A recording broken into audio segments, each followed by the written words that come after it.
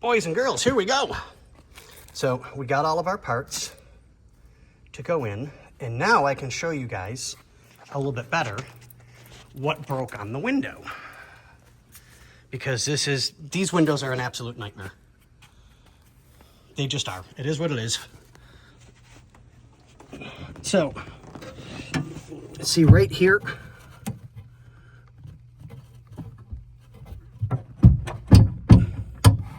there we go. That is supposed to be there. See that piece of white plastic? Okay. There's the other half of it.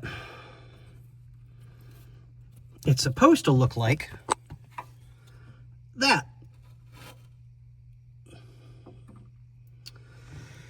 So this window up here goes this way and this way and this way at the top and on the bottom. There's your other adjustment point. And they are a nightmare to get positioned. So what I'm trying to figure out how to do, because the piece doesn't want to unscrew out of the glass, it's in there, so I have to take the glass out of the car to do it, and I've got to be very, very careful.